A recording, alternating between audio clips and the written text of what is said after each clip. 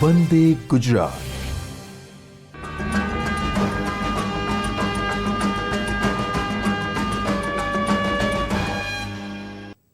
Hello friends, આજે આપણે standard 11નું part 2નું પહેલું ચેપ્ટર કેમિકલ બોન્ડિંગનું ડિસ્કશન કરશું.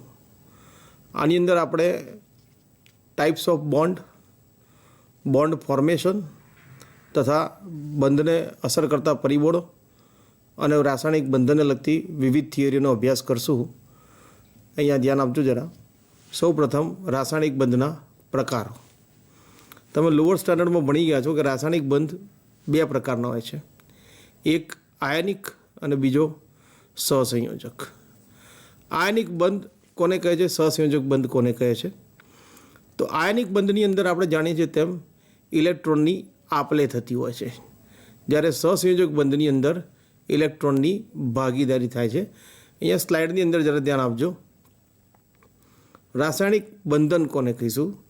તો અણુમાં પરમાણુઓને એકબીજા સાથે જોડી રાખતા બળને રાસાયણિક બંધ કહે છે. આઈ રિપીટ, અણુમાં પરમાણુઓને એકબીજા સાથે જોડી રાખતા બળને રાસાયણિક બંધ કહે છે.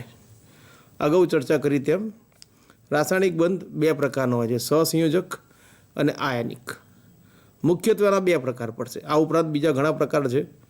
ધાત્વીય બંધ છે, હાઇડ્રોજન બંધ છે, વાન ડર વાલ્સ આકર્ષણ બળો છે.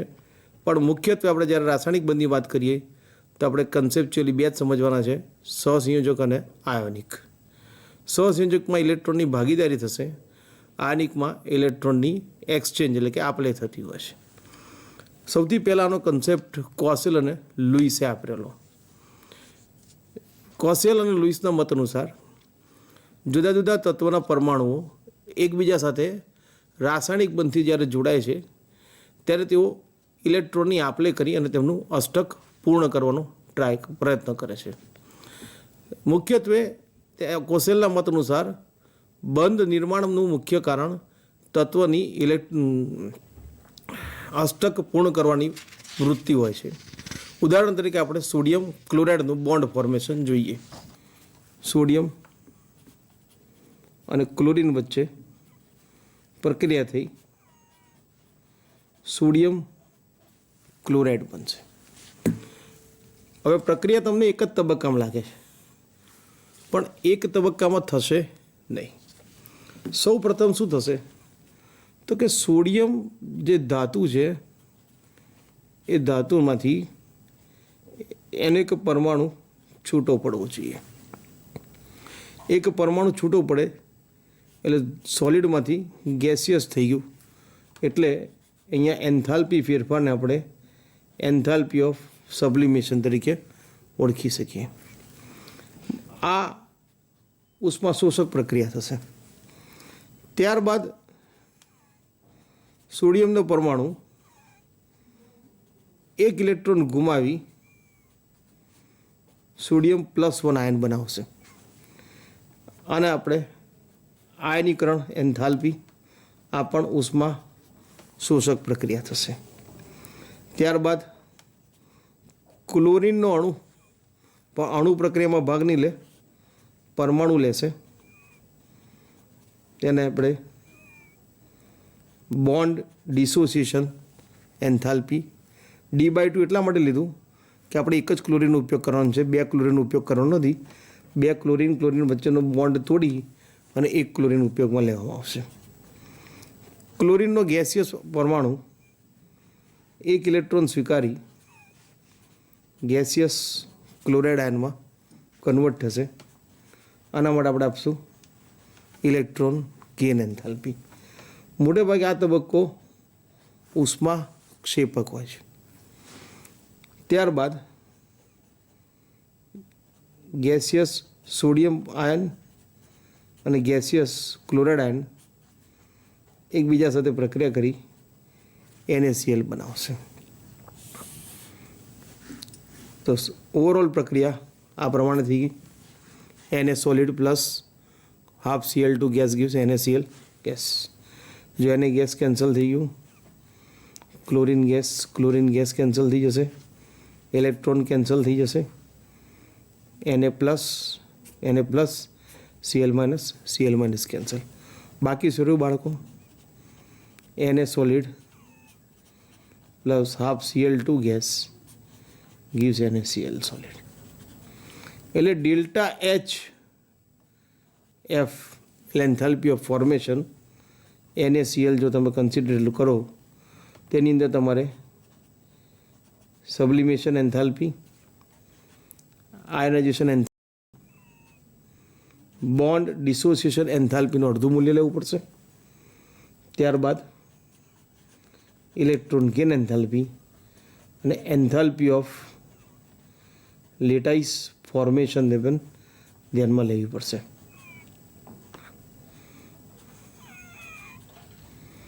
આ પાંચે પાંચ તબક્કામાં પહેલાં 3 તબક્કાઓ ઉષ્મા શોષક છે, એ પછીના 2 તબક્કાઓ ઉષ્માક્ષેપક છે.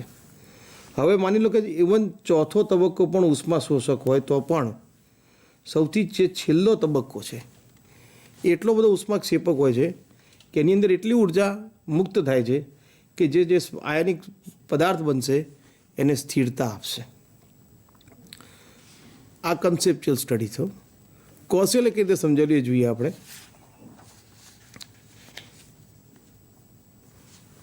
કોશેલના કન્સેપ્ટ પ્રમાણે કોઈ પણ તત્વ 2 ભાગનું હશે. એક પરમાણુ કેન્દ્ર અને અંદરના ઇલેક્ટ્રોન, એ ઉપરાંત સંયોજકતા કોષ.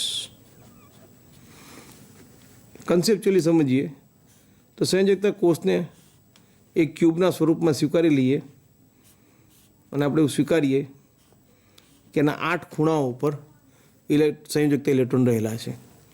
સોડિયમના કેસમાં 1 ઇલેક્ટ્રોન અહીંયા ગોઠવાયેલા છે.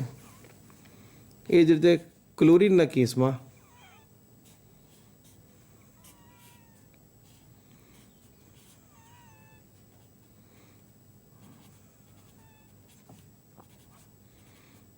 કુલ 7 ઇલેક્ટ્રોન ગોઠવાયેલા હશે. સોડિયમનો 1 ઇલેક્ટ્રોન ક્લોરીનમાં જશે. પરિણામ સ્વરૂપ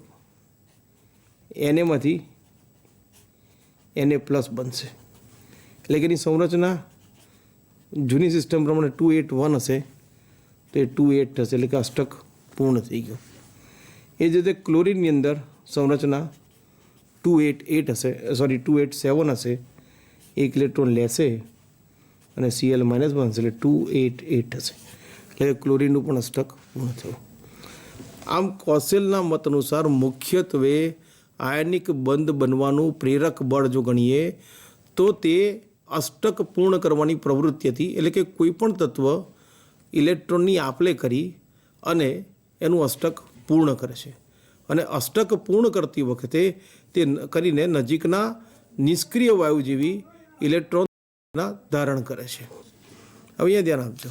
તો રાસાયણિક બંધ બનાવવા માટે 2 પરમાણુઓ વચ્ચે 1 કે વધુ ઇલેક્ટ્રોનની આપલે થાય. આ ઇલેક્ટ્રોનની સંખ્યાને આપણે ઇલેક્ટ્રોવેલેન્સી કહીએ છીએ અને આ રીતે જે બંધ બને છે તેને ઇલેક્ટ્રોવેલેન્ટ કે આયોનિક બંધ તરીકે ઓળખીએ છીએ. ફરી રિપીટ કરું છું. રાસાયણિક બંધ બનાવવા માટે 2 પરમાણુઓ વચ્ચે 1 કે વધુ ઇલેક્ટ્રોનની આપલે થાય છે. આ ઇલેક્ટ્રોનની સંખ્યાને આપણે ઇલેક્ટ્રોવેલેન્સી અને બંધને ઇલેક્ટ્રોવેલેન્ટ કે આયોનિક બોન્ડ કહીએ છીએ. આ ઉપરાંત જ્યારે ઇલેક્ટ્રોનની ભાગીદારીથી બંધની સંરચના થાય તો ભાગીદારી અને ઇલેક્ટ્રોન બંને પરમાણુ સરખા પ્રમાણમાં આપે છે તો તેવા બંધને આપણે સહસંયોજક બંધ કહીશું. 2 પરમાણુ વચ્ચે રાસાયણિક બંધ માટે જરૂરી બધા જ ઇલેક્ટ્રોન જો કોઈ એક જ પરમાણુ આપી દે તો તેવા બંધને આપણે સવર્ગ સહસંયોજક બંધ કે કોઓર્ડિનેટ કોવેલેન્ટ બોન્ડ તરીકે ઓળખીએ છીએ. તો ઇલેક્ટ્રોવેલેન્ટ બોન્ડની ડેફિનેશન કેવી આપશું? 2 પરમાણુ વચ્ચે ઇલેક્ટ્રોનની આપલે દ્વારા બનતા બંધને આયોનિક બોન્ડ કે ઇલેક્ટ્રોવેલેન્ટ બોન્ડ કહે. તો હવે પ્રશ્ન એ થશે કે કયા 2 તત્વો આયનિક બંધ સરળતાથી બનાવશે?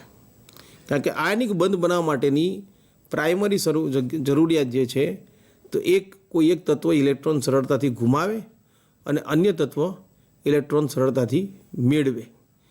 તો કયું તત્વ ઇલેક્ટ્રોન સરળતાથી ગુમાવશે? તો જે તત્વોની આયનીકરણ ઉર્જા એટલે કે આયનીકરણ એન્થાલ્પીનું મૂલ્ય ઓછું હોય તેવા તત્વો સરળતાથી ઇલેક્ટ્રોન આપશે, અને જેમની ઇલેક્ટ્રોન ગેન એન્થાલ્પીનું મૂલ્ય વધારે હોય તેવા તત્વો સરળતાથી ઇલેક્ટ્રોન સ્વીકારશે. એટલે તમે પિરિયોડિક ટેબલને ધ્યાનથી જુઓ તો ડાબી બાજુના જે તત્વો છે પહેલા અને બીજા સમૂહના આલ્કલીન આલ્કલાઇન અર્ધધાતુઓ, આ બધી ધાતુઓના આયનીકરણ એન્થાલ્પીના મૂલ્ય ખૂબ નીચા એટલે સરળતાથી ઇલેક્ટ્રોન આપશે, જ્યારે હેલોજન કે ઓક્સિજન ફેમિલીના તત્વો સરળતાથી ઇલેક્ટ્રોન લેશે. પરિણામે જ્યારે આ તત્વો વચ્ચે બંધ બનશે ત્યારે તે બંધ આયનિક પ્રકારનો હશે. અહીંયા ધ્યાન આપજો, આપણે અગાઉ ચર્ચા કરી તેમ અહીંયા આગળ સોડિયમ ક્લોરાઇડનું ફોર્મેશન સમજાયેલું છે.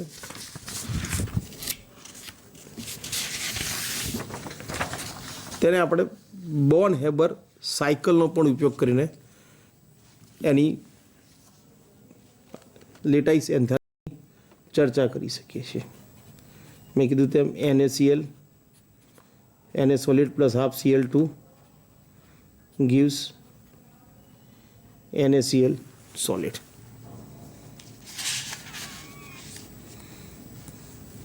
સોડિયમમાંથી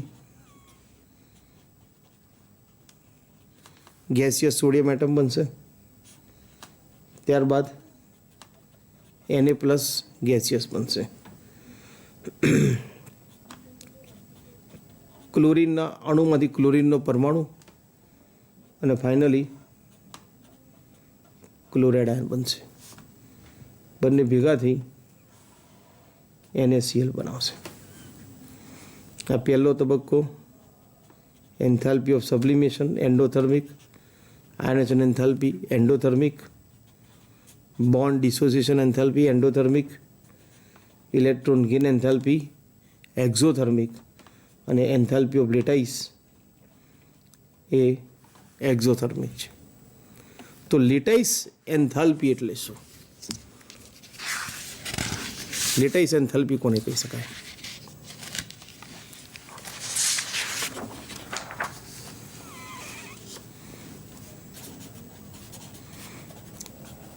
એક મોલ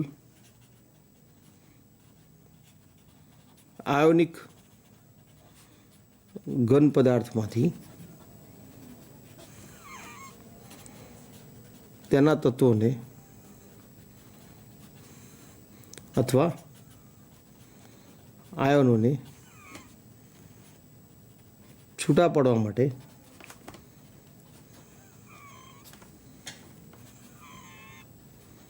આપવી પડતી ઉર્જાને લેટાઇસ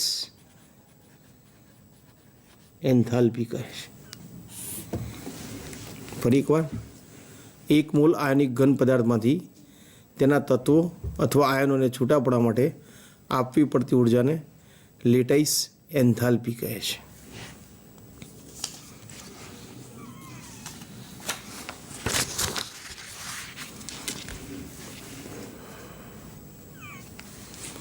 હવે આયનિક બંધને અસર કરતા પરિબળો, તો સૌથી પહેલું આવશે આયનીકરણ એન્થાલ્પી. અગાઉ મેં કીધું તેમ જે તત્વોના આયનીકરણ એન્થાલ્પીના મૂલ્યો ઓછા હશે તેવા તત્વો ખૂબ જ સરળતાથી આયનિક બંધ બનાવશે. બીજો આવશે ઇલેક્ટ્રોન ગેઇન એન્થાલ્પી. તો જે તત્વોની ઇલેક્ટ્રોન ગેઇન એન્થાલ્પીનું મૂલ્ય વધુ હશે તેવા તત્વો સરળતાથી ઇલેક્ટ્રોન સ્વીકારશે, પરિણામે તે સરળતાથી ઇલેક્ટ્રોન અને ઋણાયનમાં પરિવર્તિત થશે. ત્યારબાદનો કન્સેપ્ટ લેટાઇસ એન્થાલ્પી. એક મોલ આયનિક ઘન પદાર્થમાંથી તેના આયનોને મુક્ત કરીને અનંત અંતરે લઈ જવા માટે આપવી પડતી ઉર્જાને લેટાઇસ એન્થાલ્પી કહે છે. લેટાઇસ એન્થાલ્પી કોઈપણ આયોનિક બંધની અથવા તો આયનિક પદાર્થની સ્થિરતા નક્કી કરે છે. જેટલી લેટાઇસ એન્થાલ્પી વધુ તેટલી તે પદાર્થની સ્થિરતા વધુ. હવે લેટાઇસ એન્થાલ્પી કઈ બાબતો પર આધાર રાખશે? તો એક આવશે આયનોનો વીજભાર અને બીજું આવશે આયનોનું કદ. જેટલો આયનો વચ્ચેનો વીજભાર વધુ હશે તેટલું તેમની વચ્ચેનો આકર્ષણ વધુ હશે, કારણ કે આ આકર્ષણ એક કુલંબિક પ્રકારનું આકર્ષણ છે. ઉદાહરણ તરીકે Q1 Q2 upon R². એટલે જેટલો વીજભાર વધુ એટલું આ બેનું મૂલ્ય વધારે આવશે, પરિણામે લેટાઇસ એન્થાલ્પી વધશે. તો આયનનો વીજભાર directly proportional to force of attraction, directly proportional to lattice enthalpy, અને lattice enthalpy is directly proportional to stability. Shortcut યાદ રાખજો, MCQ માટે ઉપયોગી થઈ પડશે. એટલે કે જ્યારે બે યુનિવેલન્ટ આયન કમ્બાઈન થાય તેમની લેટાઇસ એન્થાલ્પી સામાન્ય રીતે એક યુનિવેલન્ટ ને એક બાયોવેલન્ટ કરતાં ઓછી હશે, અને બંને જો બાયોવેલન્ટ હોય તો તેમની વચ્ચેનું આકર્ષણ બળ વધારે પ્રબળ હશે. તો પહેલું આપણે જોયું આયનોનો વીજભાર. બીજું આવશે આયનોનો કદ. આયનોનું કદ શા માટે અસર કરશે? તો આંતર આણવીય અંતરને કારણે તે અસર કરશે. જેટલું આયનનું કદ વધુ હશે તેટલું તેમની વચ્ચેનું અંતર વધશે, પરિણામે કુલંબિક બળમાં ફેર થશે. અહીંયા ધ્યાન આપજો, મેં કીધું તેમ Q1 Q2/r². એટલે જેટલી સાઇઝ મોટી થશે એટલું આરનું મૂલ્ય વધશે, પરિણામે આકર્ષણ બળ ઓછું થશે. એટલે જો આયનનું કદ મોટું હશે તો તેની લેટાઇસ એન્થાલ્પી ઓછી આવશે. અહીંયા ઉદાહરણ સ્વરૂપ કેટલાક પદાર્થોની લેટાઇસ એન્થાલ્પીની ચર્ચા કરેલ છે. સોડિયમ ક્લોરાઇડ અને સોડિયમ બ્રોમાઇડ. સોડિયમ ક્લોરાઇડની લેટાઇસ એન્થાલ્પી સોડિયમ બ્રોમાઇડ કરતાં વધુ છે. સોડિયમ ક્લોરાઇડ અને સોડિયમ બ્રોમાઇડમાં કેટાયન સેમ જ છે, Na+. ક્લોરાઇડ કરતાં બ્રોમાઇડનું કદ મોટું છે. આપણે જોઈ શકીએ છીએ કે સોડિયમ બ્રોમાઇડની લેટાઇસ એન્થાલ્પી ઓછી છે. એ જ રીતે લિથિયમ ફ્લોરાઇડ અને લિથિયમ આયોડાઇડ. તો ફ્લોરાઇડ કરતાં આયોડાઇડનું કદ મોટું છે, પરિણામ સ્વરૂપ લિથિયમ આયોડાઇડની એન્થાલ્પી ઓછી છે. એ જ રીતે સિલ્વર ક્લોરાઇડની એન્થાલ્પી સિલ્વર આયોડાઇડ કરતાં વધુ છે. કેલ્શિયમ ફ્લોરાઇડની એન્થાલ્પી કેલ્શિયમ ક્લોરાઇડથી વધુ છે. બેરિલિયમ ઓક્સાઇડની એન્થાલ્પી મેગ્નેશિયમ ઓક્સાઇડ કરતાં ઓછી છે, કારણ કે બેરિલિયમની સાઇઝ મેગ્નેશિયમ કરતાં ઓછી છે.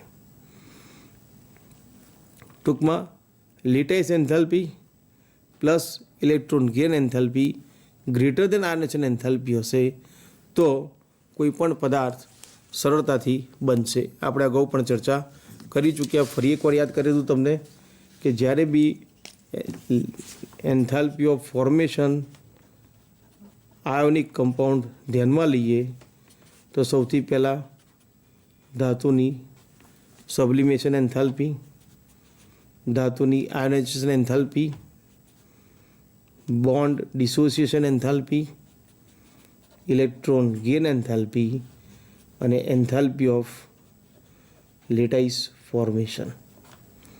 આમાં પહેલાં 3 તબક્કા મોટે ભાગે એન્ડોથર્મિક હશે, પાછળના 2 તબક્કા એક્ઝોથર્મિક હશે.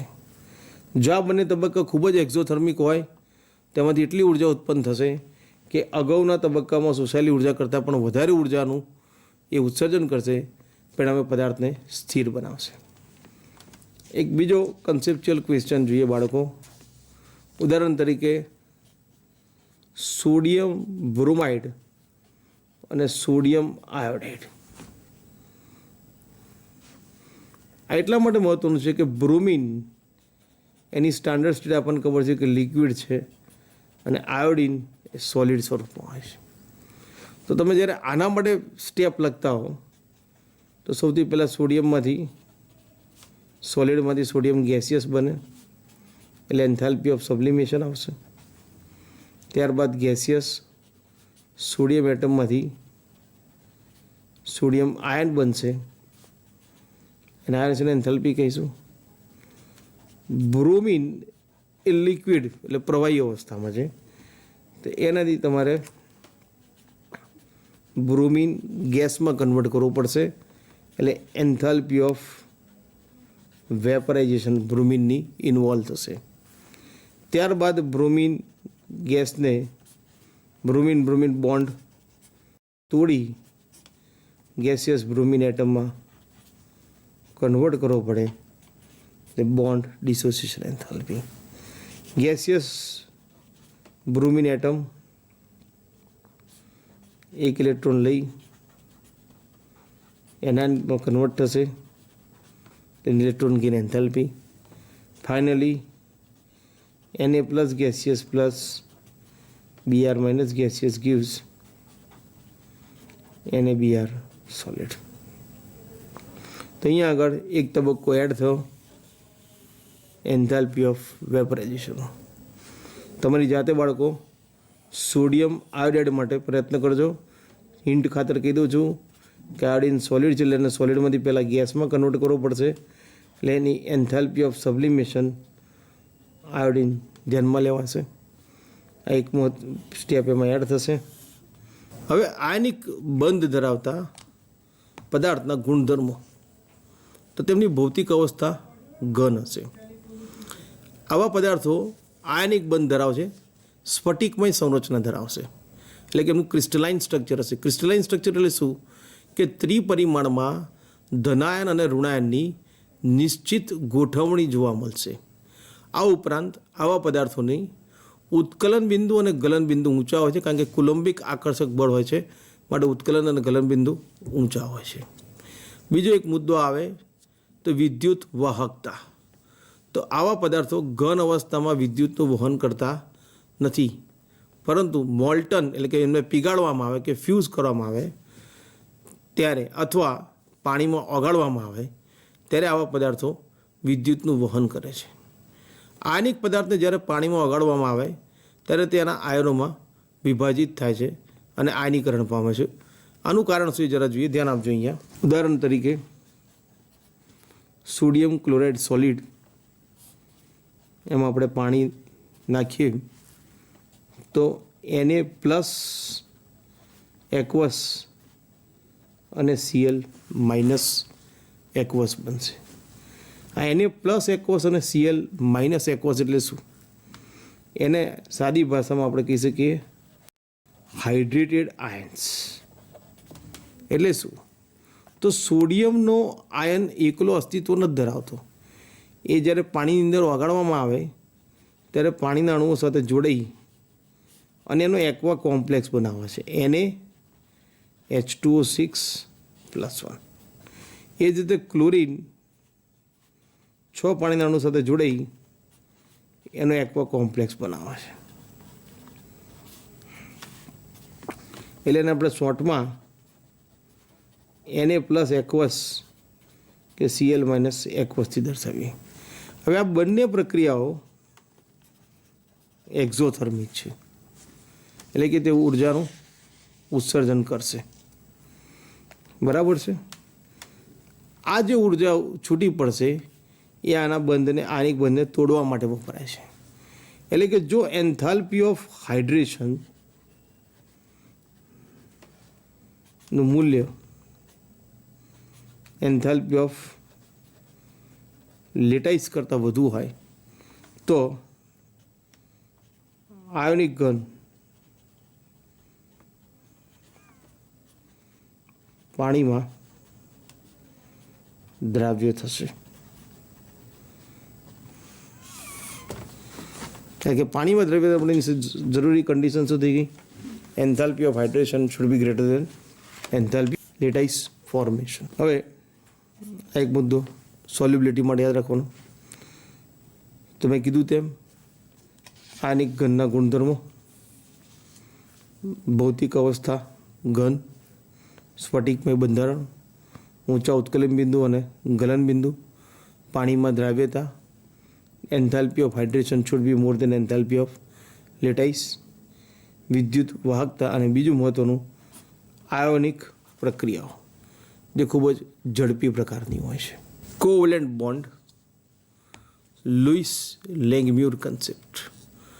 મિત્રો, કોસેલની થિયરીથી ઇલેક્ટ્રોવેલેન્ટ બોન્ડની એક્સપ્લેનેશન ખૂબ જ સરળતાથી સારી રીતે આપી શકાય, પરંતુ કોસેલની થિયરીના આધારે H2 બોન્ડ ફોર્મેશન, એટલે કે બે હાઇડ્રોજન પરમાણુ વચ્ચે બંધ કેમ બને છે, Cl2 વચ્ચેનો બંધ, કે H2Oમાં હાઇડ્રોજન અને ઓક્સિજન બે અધાતુ તત્વો વચ્ચે રાસાયણિક બંધ બનવાની ક્રિયા શાને કારણે થાય છે?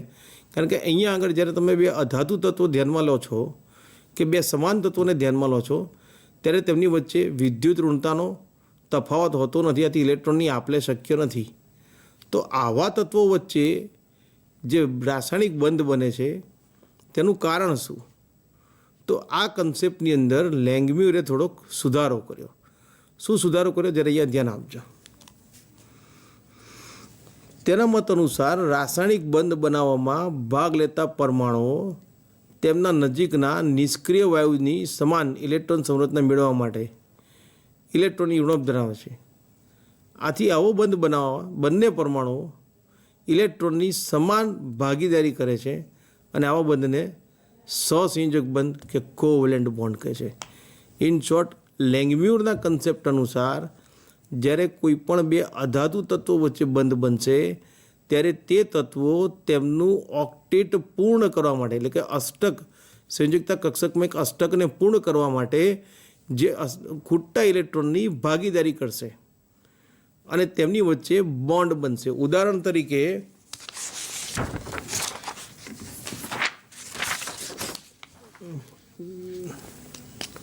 આપણે હાઇડ્રોજન અણુ લઈએ. હાઇડ્રોજનની નજીકનું તત્વ છે હિલિયમ.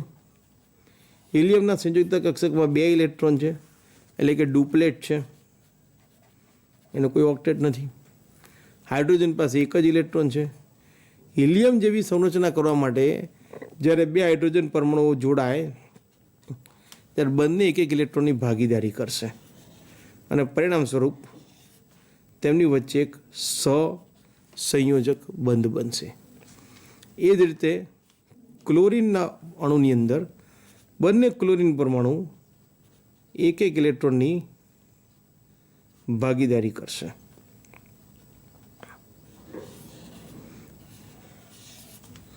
અને Cl એકલ બંધ બનાવશે. આ જ રીતે તમે Br2, I2 કે F2 સમજાઈ શકશો. O2ની અંદર ઓક્સિજન પાસે 6 વેલેન્સ ઇલેક્ટ્રોન છે, એટલે કેટલા ખૂટશે? બીજા 2. તે બીજા ઓક્સિજન પરમાણુ સાથે 2 ઇલેક્ટ્રોનનું શેરિંગ કરી O2 બનાવે છે, O ડબલ બોન્ડ.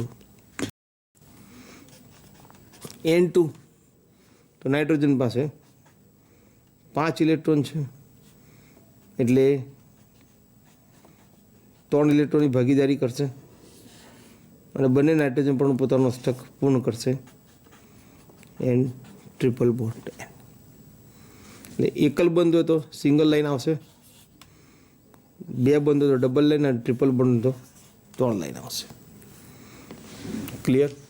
તો આ થઈ લેંગમ્યુરના કન્સેપ્ટ પ્રમાણે કોવેલેન્ટ બોન્ડ ફોર્મેશનની. તેના આધારે લુઈસે ડોટ સ્ટ્રક્ચરનો કન્સેપ્ટ આપ્યો. ડોટ સ્ટ્રક્ચરનો કન્સેપ્ટમાં શું છે કે આપણે સંયોજકતા ઇલેક્ટ્રોનને ડોટના સ્વરૂપમાં સિમ્બોલની આજુબાજુ મૂકીએ છીએ. જેમ કે હાઇડ્રોજનમાં 1 છે એટલે 1 જ ઇલેક્ટ્રોન, હિલિયમમાં 2 છે તેની અંદર 2 ઇલેક્ટ્રોન લઈશું, lithium 1 electron, beryllium 2, boron 3, carbon 4, nitrogen 5, oxygen 6,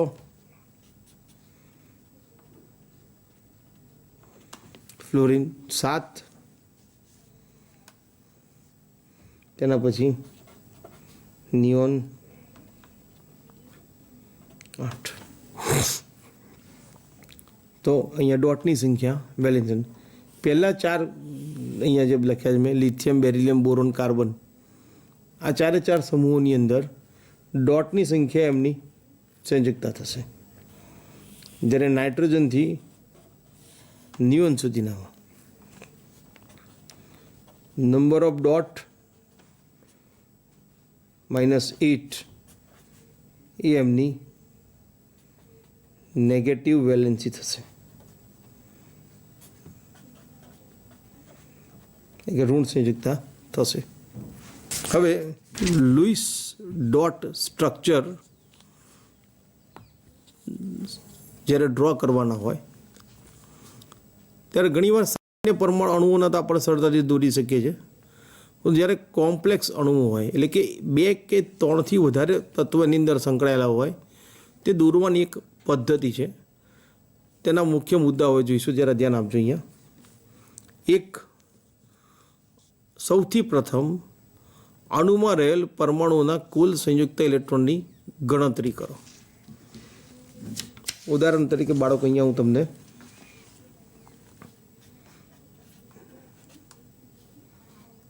nitrate ion લઉં છું. તો નાઇટ્રોજનના વેલેન્સ ઇલેક્ટ્રોન 5, 3 ઓક્સિજનના 3 ગુણ્યા 6 એટલે 18, અને 1 ઇલેક્ટ્રોન નેગેટિવ ચાર્જનો.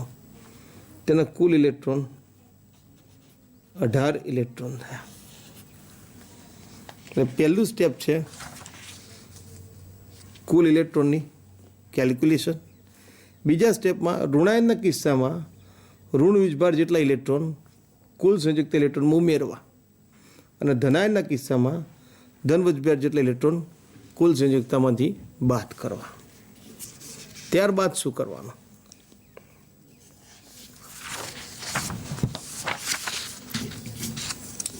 તો અણુનો કેન્દ્રસ્થ પરમાણુ એટલે કે સેન્ટ્રલ એટમ નક્કી કરો.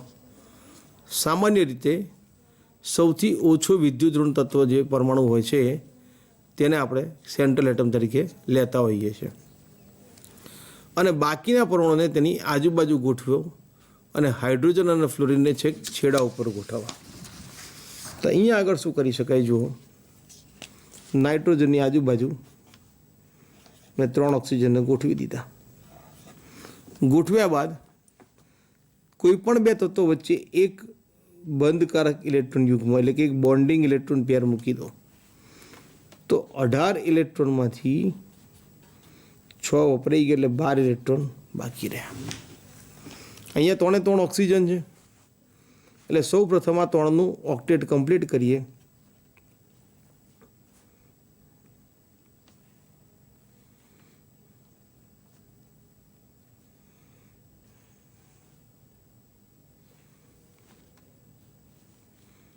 ચોરી બાળકો 24 ઇલેક્ટ્રોન આવશે કુલ.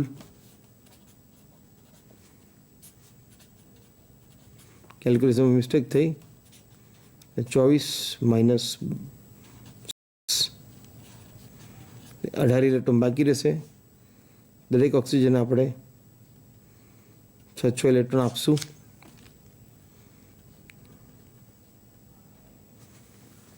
ત્યારબાદ હજી નાઇટ્રોજનનું એક પણ ઓક્ટેટ કમ્પ્લીટ નથી થયું, એટલે કોઈ પણ એક ઓક્સિજનની લોન પેરને આપણે બોન્ડ પેરમાં કન્વર્ટ કરશું.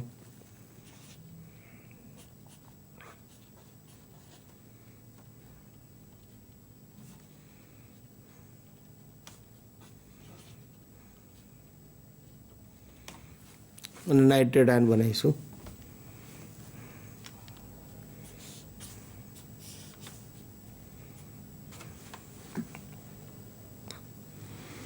એ જ રીતે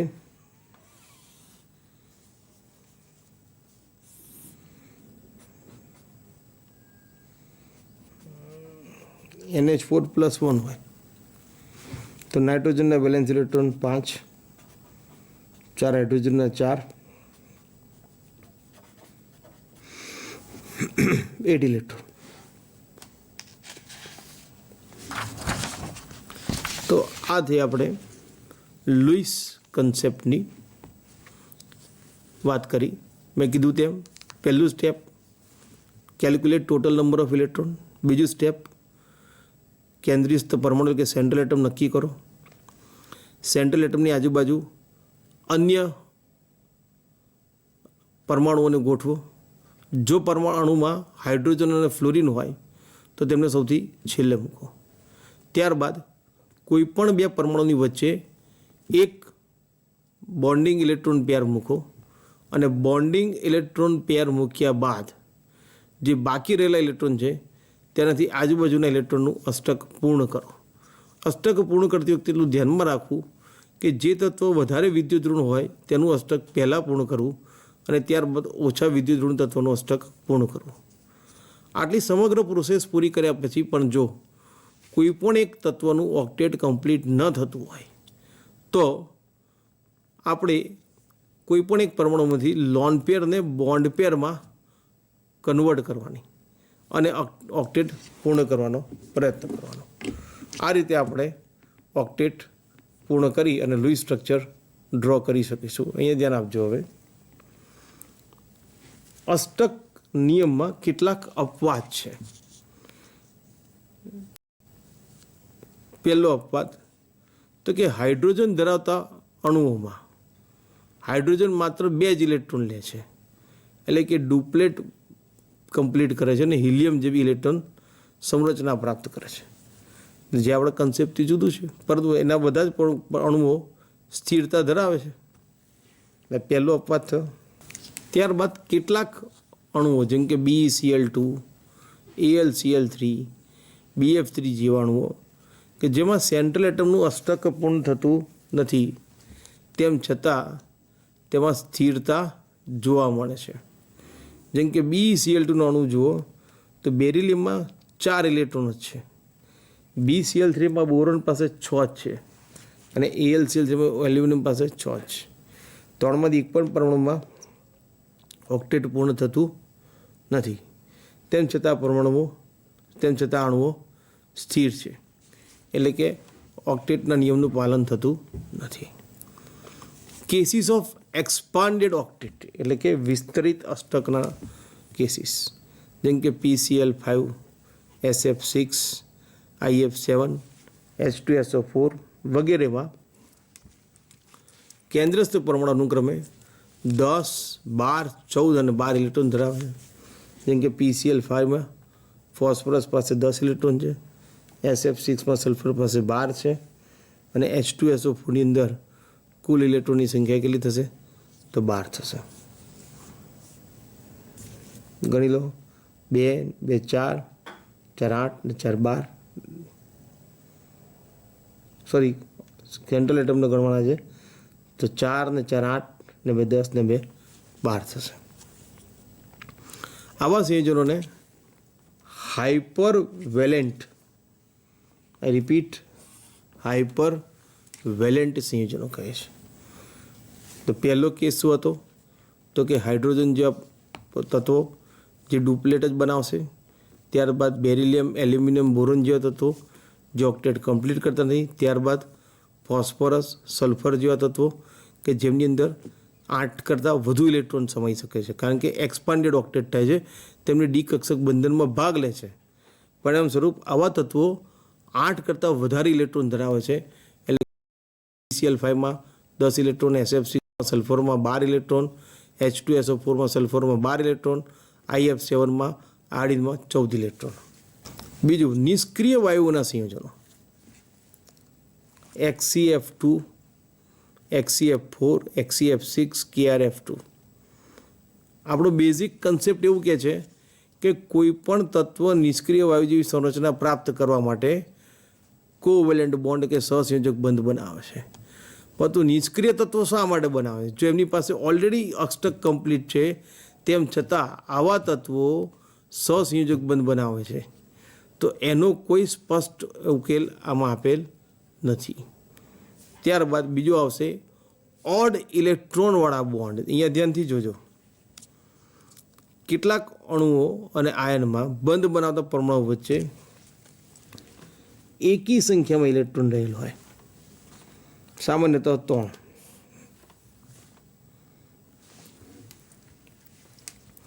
આવા બંધને ઓડ ઇલેક્ટ્રોન બોન્ડ્સ કહે છે. જેમ કે NO, નાઇટ્રોજનના વેલેન્સ ઇલેક્ટ્રોન 5, ઓક્સિજનના 6, કુલ 11 ઇલેક્ટ્રોન છે. તેનું બોન્ડિંગમાં અહીંયા બતાવ્યું 1, 2 અને 3 ઇલેક્ટ્રોન બતાવે છે, પછી 2, પછી 2, 2, એટલે ટોટલ ઇલેક્ટ્રોનની સંખ્યા છે 11. તો ઓડ ઇલેક્ટ્રોન બોન્ડ થયો. એવી રીતે NO2માં અહીંયા નાઇટ્રોજન ઓક્સિજન વચ્ચે ઓડ ઇલેક્ટ્રોન બોન્ડ, O2ની અંદર અને સુપર એક્સાઇડમાં.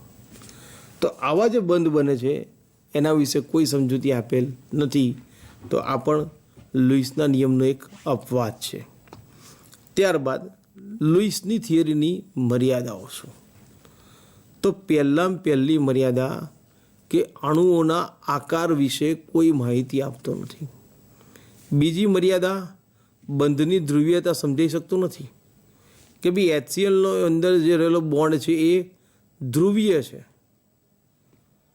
પણ ક્લોરીનના બે પરમાણુ વચ્ચે બનેલો બંધ કેવો છે તો કે અધ્રુવીય છે. તો શા માટે કેટલાક સહસંયોજક બંધો ધ્રુવીય છે, કેટલાક અધ્રુવીય છે, એની કોઈ સમજૂતી લુઈસની થિયરીમાં આપેલ નથી. તો બોન્ડની પોલારિટી અને મોલેક્યુલનો શેપ એટલે કે અણુનો લુઈસ બંધારણના આધારે સમજાવી શકાતો. હવેનો કન્સેપ્ટ છે ફોર્મલ ચાર્જ. તેના માટે આપણે નિયમનિષ્ઠ ભાર પણ કહી શકીએ. તો કોઈપણ અણુમાં પરમાણુનો ફોર્મલ ચાર્જ કઈ રીતે ગણી શકાય? તો મુક્ત પરમાણુમાં કુલ સંયુક્ત ઇલેક્ટ્રોન માઇનસ કુલ અબંધકારક ઇલેક્ટ્રોનની સંખ્યા માઇનસ હાફ ઇન્ટુ કુલ બંધકારક ઇલેક્ટ્રોનની સંખ્યા. તો સૌથી પહેલાં ઓઝોનનું ઉદાહરણ લઈએ. O double bond O. આને ઓક્સિજન 1, 2 અને 3 કહીએ.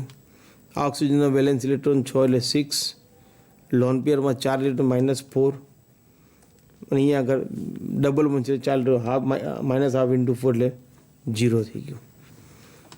એટમ 2 તો 6 -2 હાફ ઇન્ટુ 6 એટલે થઈ ગયું +1. Atom 3 6 - 6 -1/2 into 2 is equals to -1. તો આનો -1, આનો +1, આનો 0, ઓવરઓલ ચાર્જ મોલેક્યુલનો કેવો થઈ ગયો? 0 થઈ ગયો. આ તમારે થયો ફોર્મલ ચાર્જ. હવે ઉદાહરણ સ્વરૂપે આપણે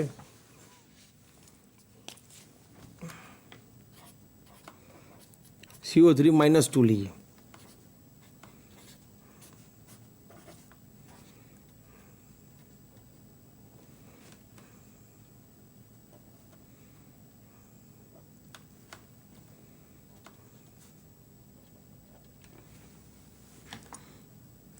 આનો ફોર્મલ ચાર્જ ગણીએ તો વેલેન્સ ઇલેક્ટ્રોન 6, અબંધકારક ઇલેક્ટ્રોન યુગ્મ ઇલેક્ટ્રોન 6, બોન્ડ પેર એક જ છે એટલે -1/2 ઇન્ટુ 2 -1 થશે. એ રીતે આ ઓક્સિજનનો પણ -1 થશે. અને આ ઓક્સિજન માટે ગણીએ તો valence electron 6, non bonding electron 4,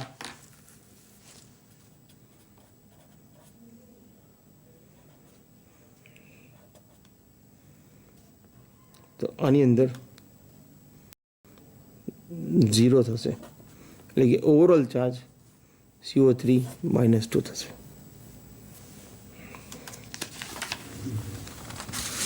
તો મિત્રો આપણે લુઈસ બંધારણ, તેની મર્યાદા, તેના અપવાદ અને લિમિટેશનની ચર્ચા કરી. ફોર્મલ ચાર્જની બી ચર્ચા કરી. હવે આવશે જે કન્સેપ્ટ બહુ મોસ્ટ ઇમ્પોર્ટન્ટ કન્સેપ્ટ છે મારી દૃષ્ટિએ. આ કન્સેપ્ટ માત્ર બોન્ડિંગ નહીં પણ આખી ઓર્ગેનિક કેમેસ્ટ્રીમાં ઇન્ફ્લુઅન્સ કરશે, એટલે બહુ ધ્યાનથી સમજજો. આપણે હવે ચર્ચા કરવા જઈ રહ્યા છે રેઝોનન્સની. વોટ ઇઝ કોલ્ડ રેઝોનન્સ ઓર સસ્પંદન અસરો. ધ્યાન આપજો, અહીંયા જોજો. જ્યારે કોઈ સંયોજન એકથી વધુ લુઈસ બંધારણ ધરાવે પણ તેમાંથી એક પણ બંધારણ તેના બધા જ ગુણધર્મો ન સમજાવી શકે તો તેવા સંજોગોમાં આપણે સસ્પંદનના આધારે સમજાવીએ. અહીંયા ધ્યાન આપો. ઉદાહરણ લઈને વધારે સારી રીતે ખ્યાલ આવશે. જેમ કે નાઇટ્રેટ આયન.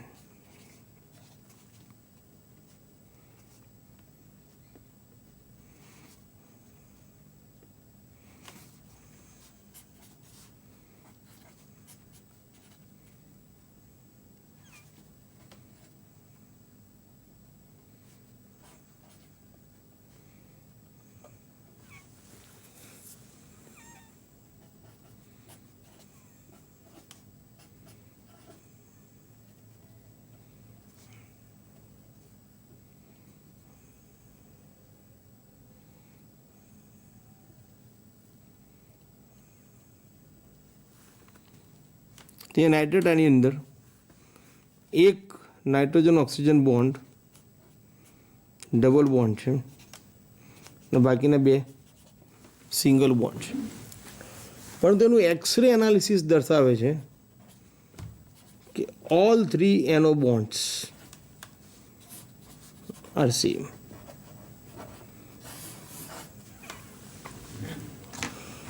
તમારું એક પણ બંધારણ તે સમજાઈ શકતું નથી.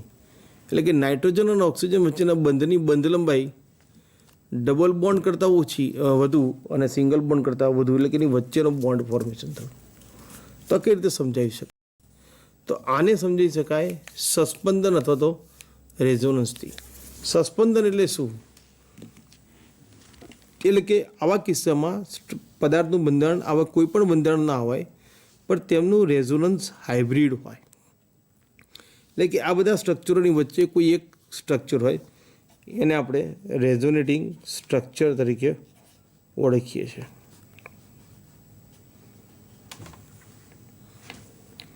અને એની અંદર ડિલોકલાઇઝ્ડ ઇલેક્ટ્રોન હોય છે.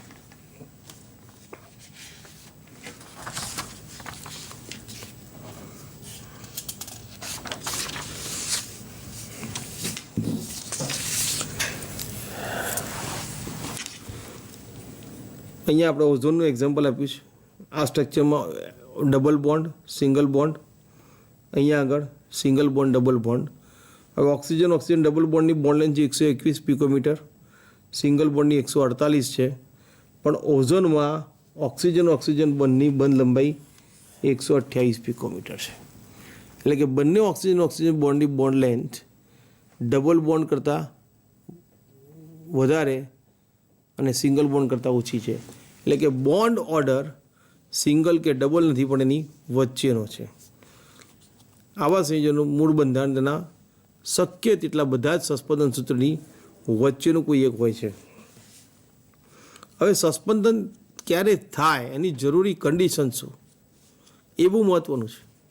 શું દરેક મોલેક્યુલમાં રેઝોનન્સ જોવા મળશે? ના. તો જે અણુ સમતલીય હોય, હવે સમતલીય એટલે શું સમજવાનું? કે જે અણુની અંદર બધા જ પરમાણુઓ એક જ તલમાં ગોઠવાયેલા હોય, તેવા અણુઓને તમારે સમતલીય લેવાના છે. આ ઉપરાંત એની અંદર કોન્જુગેશન હોવું જોઈએ. કોન્જુગેશન એટલે શું? આ એક નવો કન્સેપ્ટ થયો તમારા માટે. કોન્જુગેશન એટલે ઓલ્ટરનેટ બોન્ડ ફોર્મેશન હોય. એ ધ્યાન આપજો બાળકો.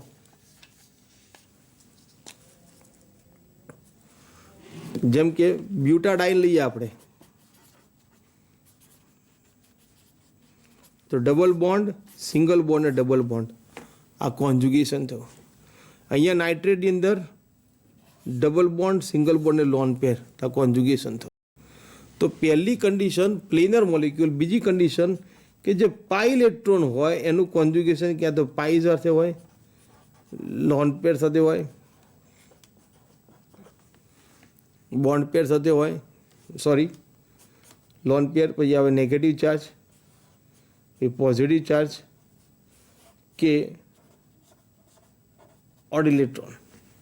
આમાંનું કોઈનું પણ એક ઓલ્ટરનેટ પોઝિશનિંગ હોય કે કોન્જુગેશન હોય અને મોલેક્યુલ સમતલીય હોય તો જ રેઝોનન્સ થશે. ફરી એકવાર બાળકો, રેઝોનન્સ માટેની કન્ડિશન કઈ? તો પહેલી કન્ડિશન અણુ પોતે સમતલીય હોવો જોઈએ, એટલે કે તેના બધા જ પરમાણુઓ એક જ તલમાં હોવા જોઈએ. બીજી કન્ડિશન પાઈ બોન્ડનું કોન્જુગેશન અન્ય પાઈ બોન્ડ સાથે, પોઝિટિવ ચાર્જ સાથે, નેગેટિવ સાથે કે ઓડ ઇલેક્ટ્રોન સાથે થયેલું હોય તો જ આપણને રેઝોનન્સ જોવા મળશે.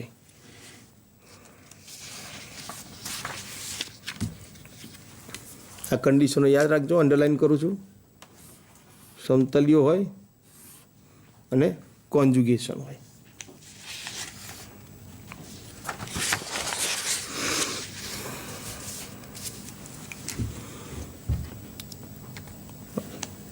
તો બાળકો, આજના લેક્ચરમાં આપણે સૌ પહેલાં બોન્ડિંગના પ્રકારો જોયા. આયોનિક બંધ, સહસંયોજક બંધ. આયોનિક બંધની અંદર આપણે કોસેલ લુઈસ એપ્રોચની ચર્ચા કરેલી. ત્યારબાદ આપણે Lewis Langmuir correction, covalent bond formation, Lewis dot structure, એના લિમિટેશન અને એના એક્સેપ્શન્સની ચર્ચા કરી. ત્યારબાદ આપણે ફોર્મલ ચાર્જ અને રેઝોનન્સની ચર્ચા કરી. આની આગળના લેક્ચરમાં હવે પછી હું બાળકો રેઝોનેટિંગ સ્ટ્રક્ચરની સ્ટેબિલિટી અને how to write down the resonating structure એની ચર્ચા કરીશ. Thank you.